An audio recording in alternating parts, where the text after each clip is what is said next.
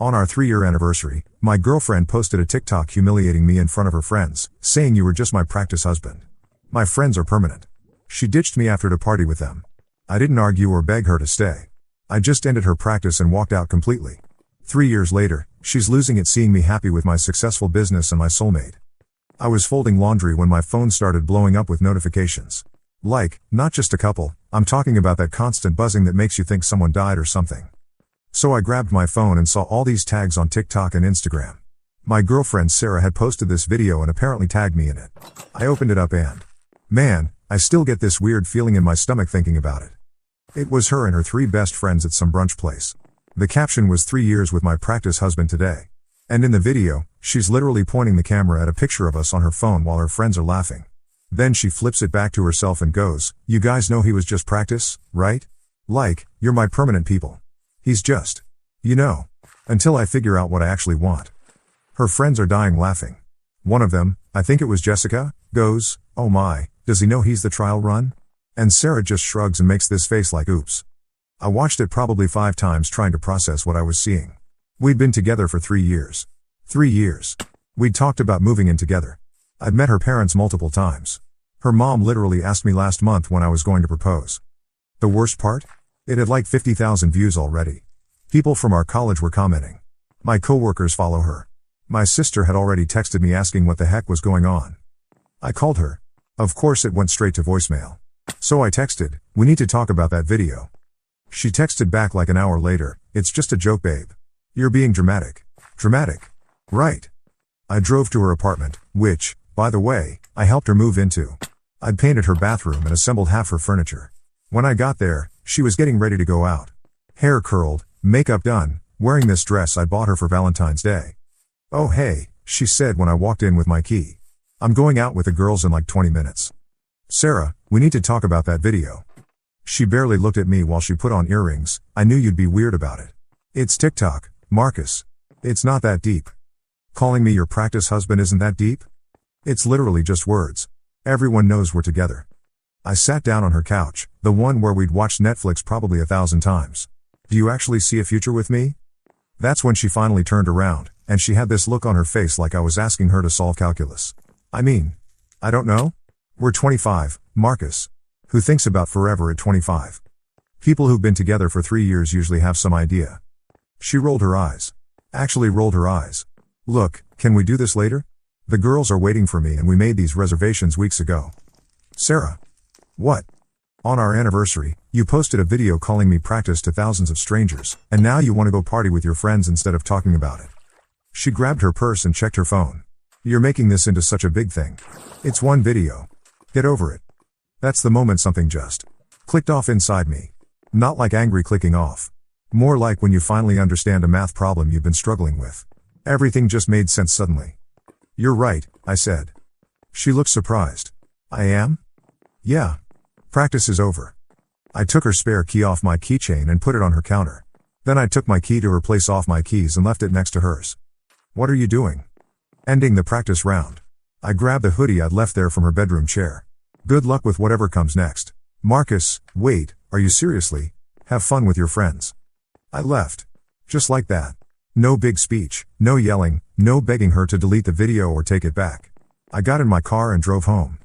She called me 17 times that night. 17. I know because I counted. I didn't answer any of them. The next morning I had like 8 text messages from her. "Marcus, this is ridiculous, call me back, you're being a baby about this, fine, ignore me, then I can't believe you're throwing away 3 years over a stupid video, Marcus, seriously, are you really going to let your pride ruin us?" Whatever, I guess I know where I stand. I screenshot all of them and sent them to my best friend Tyler. He just texted back, "Bro." The thing is, I wasn't even that heartbroken at first. I was more relieved? Like when you finally admit to yourself that a job sucks and you quit. Sure, it's scary, but also you can breathe again. About a week later, Sarah showed up at my apartment.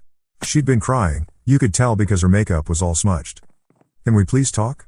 she said when I opened the door. I let her in because, I don't know, 3 years of habit I guess. "I deleted the video," she said immediately. "Okay. And I'm sorry. I didn't think about how it would make you feel." I sat down across from her. "Sarah, what do you want from me?" "I want us to work this out. I want us to be okay." "Why?" She looked confused. "What do you mean why?" I mean, if I was just practice, why do you want me back? I told you, that was just a joke. You know I didn't mean it like that. How did you mean it? She was quiet for a long time. Then she said, I don't know. I was just being stupid with my friends. Do you love me? Of course I love you. Do you see us getting married someday? Another long pause. Maybe. I mean, possibly. We're still figuring things out. Sarah, I'm 25. I'm not looking for maybe. I'm not interested in being someone's placeholder while they figure out what they actually want. She started crying then. Real crying, not the cute kind. So that's it? You're just going to throw us away? You threw us away when you decided I was practice. I said I was sorry. I know. And I believe you. But sorry doesn't fix this. She left after that. For about 2 months, she'd text me every few weeks. Missing you, or saw something that reminded me of you, stuff like that. I never responded. Then I heard through mutual friends that she was dating some guy from her work. Good for her, honestly. I hope she was happy. That was 3 years ago. I'm not going to lie and say my life immediately became amazing after we broke up. The first few months were pretty rough. I felt like I was starting over completely. But I also felt like I could actually breathe for the first time in years. I've been working at this marketing company since college, just kind of coasting through life. After Sarah and I broke up, I started putting more energy into work.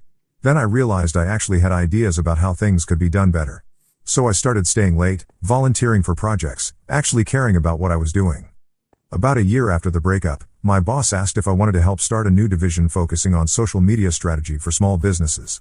It was scary because it meant more responsibility and longer hours, but it also meant more money and actually doing work I cared about. That's where I met Emma. She was a freelance graphic designer we hired for a client project. The first time we had a meeting, she brought these incredibly detailed mock-ups and had already researched the client's competitors. I remember thinking, oh, this is what it's like to work with someone who actually cares about what they're doing. We worked together for about 6 months before I finally got the nerve to ask her out. And by ask her out, I mean I awkwardly said, would you maybe want to get dinner sometime? Not for work. Just dinner. She laughed and said, I thought you'd never ask. Emma is. I don't know how to describe her without sounding like a greeting card. She's just solid. Like, when she says she's going to do something, she does it. When she's upset about something, she tells you instead of posting cryptic Instagram stories. When she's happy, you know it. When she loves you, you feel it. We've been together for 2 years now. Last month, I asked her to move in with me. She said yes immediately, then spent the next hour making lists of how we'd split expenses and chores. Because that's who she is, practical and honest and thinking about how to make things actually work. The business took off faster than any of us expected. We started with maybe 10 clients, and now we're at like 60. I hired 3 full-time employees last year. Emma does most of our design work now. We bought a house together 6 months ago. Nothing huge, but it's ours. I love my life. Like, genuinely love it. I wake up excited about work. I come home excited to see Emma. We're planning a trip to Ireland next year. She wants to get a dog. I want to propose to her, but I'm waiting until after we get settled in the house. Point is, things are good. Really, really good. Which brings me to last week. I was at Starbucks grabbing coffee before a client meeting when I heard someone say my name. I turned around and there was Jessica, one of Sarah's friends from the TikTok video. Marcus. Oh my, hi. Hey, Jessica. I was polite but not like, thrilled to see her. How are you? You look good. Different. I'm good. How are you? I'm great, it's been forever. Are you still with? What was her name? The designer girl? Emma. Yeah, we're still together. That's so nice. Sarah said you guys seemed really happy. That caught me off guard. Sarah said that? Jessica got this weird look on her face. Oh. Yeah. She follows you on Instagram. Both of you, actually. I did not know that. I don't really pay attention to who follows me. Is she doing okay? I asked, because it seemed like the polite thing to say. Jessica hesitated. She's fine. She's been dating this guy Trevor for like a year and a half now. Good for her. Yeah, he's nice. He's in finance. Makes good money. There was something weird in how she said it, but I didn't really want to dig into Sarah's love life with her friend in the middle of Starbucks. Well, tell her I said hi if you talk to her. I will. And Marcus? For what it's worth, I always thought that whole TikTok thing was really mean. I felt bad about it afterward. Thanks. It worked out okay. I got my coffee and left, but the whole interaction stuck with me. Not because I was jealous or anything, I was genuinely happy Sarah was with someone. But something about how Jessica talked about it seemed off. When I got home that night, I mentioned it to Emma. Isn't that the girl who called you a practice husband? Emma asked. She was making dinner and didn't look up from chopping vegetables. Yeah, that's the one. Weird that she follows us on social media. Right? I had no idea. Emma shrugged. People are nosy. Probably just wants to see how you're doing. That weekend, Emma and I went to this food truck festival downtown. We were taking pictures because Emma wanted to document all the different types of tacos we tried. She's adorable like that. I posted a few on Instagram, just normal stuff. Us smiling with our food, a picture of this ridiculous ice cream sundae we shared. Sunday morning, I woke up to a text from Tyler. Dude, you need to see this. He'd forwarded me a screenshot of an Instagram story. Sarah's Instagram story. It was a picture of her and some guy, presumably Trevor, at what looked like a fancy restaurant. They were holding hands across the table. The caption said, "When you're with your actual forever person and not just practicing," red heart emoji. Oh, come on, I said out loud. Emma looked over from where she was making coffee. What? I showed her the screenshot. She read it and raised an eyebrow. Seriously? Tyler sent it to me. I don't even follow her. That's passive-aggressive. Right? Emma handed me a cup of coffee. You know what this means, don't you? That she's still thinking about me for some reason? It means she's not over it. The breakup. What happened between you guys? I thought about that while I drank my coffee. It was 3 years ago. And you're happy now. With me. And apparently that bothers her. The next few days were normal. Work was busy. Emma was working on designs for this new client. We had dinner with my parents on Tuesday night. I honestly forgot about the Sarah thing. Then Thursday happened. I was in a meeting with a potential new client when my assistant knocked on the door. Sorry to interrupt, she said. But there's a woman here who says she needs to speak with you urgently. She says it's personal. My client looked annoyed. Can we finish this up first? I asked. She's pretty insistent. Says her name is Sarah and it's important. My stomach dropped. Can you give us 5 minutes? I asked my client. I went out to the lobby and there she was. Sarah. She looked. I don't know how to describe it. Intense, I guess. Like she hadn't been sleeping well. What are you doing here? I asked. We need to talk. Sarah, I'm in the middle of a meeting. This is important, Marcus. I looked around. My employees were trying to pretend they weren't staring, but they obviously were. Okay, but not here. There's a coffee shop across the street. Give me 10 minutes to finish up. She nodded and left. I went back to my meeting and somehow managed to get through it, but my brain was spinning the whole time. What could she possibly want to talk about after 3 years? When I got to the coffee shop, she was sitting in the corner booth, fidgeting with her phone. Okay, I said, sitting across from her. What's going on? I saw your Instagram. Which part? The food truck thing. With Emma. I waited for her to continue. You look really happy. I am really happy. She was quiet for a minute. Then she said, I made a mistake. Which mistake? Breaking up with you. Letting you go. All of it. I felt like someone had punched me in the stomach. Sarah. No, let me say this. I've been thinking about it for months. Years, actually. That whole thing with the TikTok video, I was being stupid. I was showing off for my friends and I hurt you and I've regretted it ever since. You've been with Trevor for 1.5 years. I know. And he's fine. He's nice. He treats me well. But he's not you. I rubbed my face with my hands. Sarah, what are you asking me? I'm asking if there's any chance we could try again. Are you breaking up with Trevor? Not yet. I wanted to talk to you first. To see if there was a possibility. So you want me to be your backup plan again? No.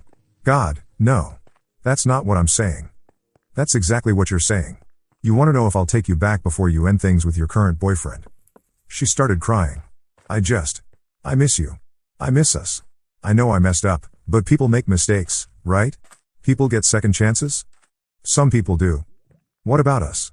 I looked at her sitting there, crying in this coffee shop, asking me to blow up my entire life to give her another chance. And I felt nothing. Not anger, not sadness, not temptation. Just nothing. Sarah, I'm with Emma now. I know, but I love Emma. I'm going to marry Emma. Her face crumpled. You're engaged? Not yet, but I'm going to propose to her. So that's it? You won't even consider it? There's nothing to consider. What we had is over. It's been over for 3 years. She wiped her eyes with a napkin. I thought maybe if I was honest about how I felt. I appreciate the honesty. But it doesn't change anything. Do you ever think about me? Sometimes. I hope you're happy. I hope Trevor makes you happy. He doesn't. Then you should probably figure that out. But not with me. I stood up to leave. Marcus, wait. What? Do you forgive me? For the video and everything? I thought about it. Yeah. I forgive you. But forgiveness doesn't mean we get back together. I left her there and drove back to work. I felt shaky and weird the rest of the day. That night, I told Emma everything. About Sarah showing up, about what she said, all of it. Emma listened without interrupting. When I finished, she said, "How do you feel?" Confused. Sad for her, I guess. But also, relieved? Relieved? Like, I know for sure now that I made the right choice. 3 years ago and every day since then. Emma smiled. Good. Are you worried? About what? About her. About me having feelings for her. Emma shook her head. Marcus, you just told your ex-girlfriend that you're going to marry me. In a coffee shop. Without even asking me first. Oh my. I'm sorry. I didn't mean to assume. She kissed me. I said yes, didn't I? So that's where things stand now.